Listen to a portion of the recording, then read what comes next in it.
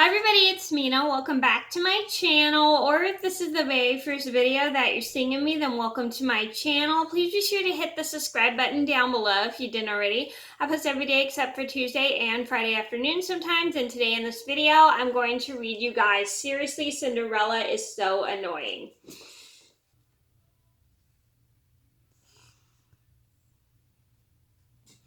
You must have heard of me, the wicked stepmother? Not true. It's just another one of Cinderella's wild stories. Not as wild as the one about the pumpkin and the fairy godmother. The real story, the true story, began with some chatter and some dust.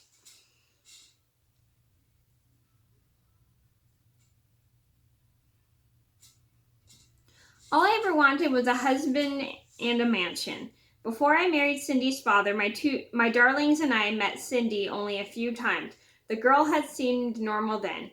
After I married Cindy's father, my darlings and I moved in. When I had just one foot on the front step, my dear husband kissed me goodbye and said, "I'm off on business." "He leaves often," Cindy said, "but the animals stay put. They talk, they joke, they sing, they even help out, especially the bluebirds."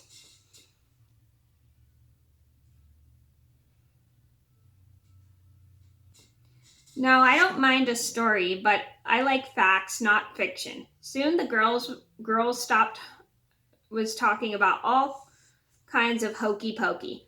"Once upon a time," Cindy said, "one of the bluebirds became blue. Not the color, the feeling. His friend had flown south. My darlings and I were stuck near the front door. I just wanted to put away my bags, and that's when I saw dust." "Dear, is the whole house this dusty?" I asked. "I don't know," Cindy said. "I'll give you a tour."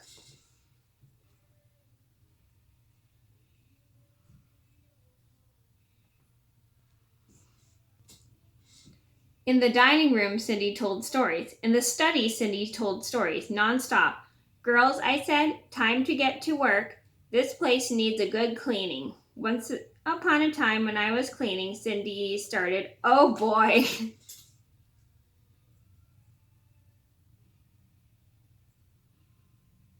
Cindy mopped the floor, but she finished too fast. My darlings had barely started. "Did you know robins and sparrows are my friends?" she said. "But the sparrows don't like the robins." "Silly creatures. Once upon a time, one of the robins—" "Cindy, dear," I said, "why don't you go and wash the clothes now?" But Cindy washed them so fast. How on earth did she do that? I had to find another chore for her, just to keep her busy. "If there's one thing squirrels love, it's washing clothes," Cindy said. "The rats, though, would rather iron." "You know, one day, the squirrels and rats doing laundry?" "Quit telling such foolish stories," I said.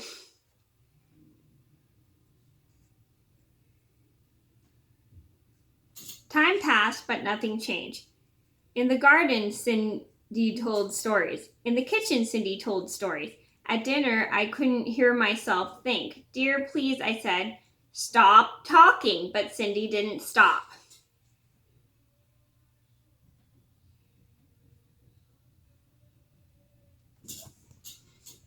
One day a letter arrived. It was an invitation to the king's ball. The prince would surely fall in love with one of my darlings. Then they would marry, live in a beautiful castle, and one day be king and queen of all the land. "Oh, stepmother, I have to go too," said Cindy. "Once upon a time, a girl and a prince, and then, just like that," Cindy lost her voice. Imagine, it had to be from all that storytelling. Well, what could I do? I told Cindy she had to stay home for her health.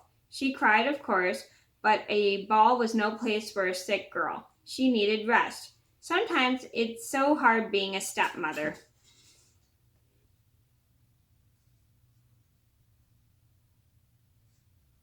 At the ball, my darlings twirled, they whirled, but then some strange girl waltzed in.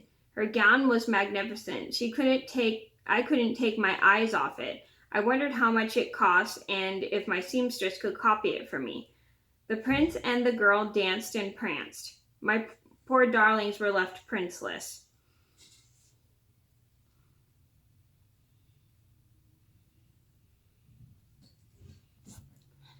A few days later, the prince made an announcement. A glass slipper had been left at the castle. The prince would marry the girl whose foot it fit. Our big chance. After visiting every other mansion in the neighborhood, the prince's valet arrived at our door. Me, said one of my darlings. No, me, said the other. One at a time, said the valet. Each girl tried, but the shoe didn't fit. Then Cindy pushed out a whisper. Please, let me try.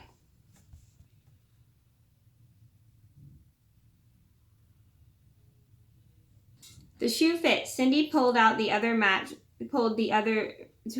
out of her pocket. What? My darlings cried. Cindy pushed out another whisper. She said something about a pumpkin coach and mice that turned into horses. She even added a fairy godmother. Please, there's no such thing. But I still don't know where she got those shoes.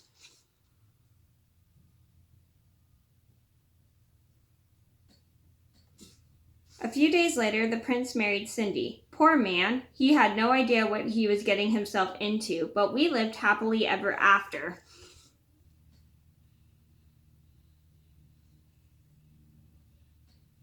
I'm just going to read the think about it. Think about it. Read the classic version of Cinderella. Now look at the stepmother's version of the story. List some things that happened in the classic version that didn't happen in the stepmother's version. Then list some things that happened in the stepmother's version that didn't happen in the classic. How are the two stories different? Most versions of Cinderella tend to be told from another invisible narrator's point of view, but this version is from the stepmother's point of view. Which point of view do you think is more honest? Why? If you could be one of the main characters in this version of Cinderella, who would you be and why? The stepmother or one of the stepsisters, Cinderella, the prince? How would other fairy tales change if they were told from another point of view? For example, how would Hansel and Gretel change if the witch told it? What if the Baby Bear and Goldilocks and the Three Bears told the story? Write your own version of a classic fairy tale from a point of view. Okay, so that was me reading Seriously, Cinderella is So Annoying. I hope you guys enjoyed the video. Thank you so much for watching. Please be sure to like and subscribe if you haven't already. I post every day except for Tuesday and Friday afternoon sometimes. And I'll see you in another video soon. Bye!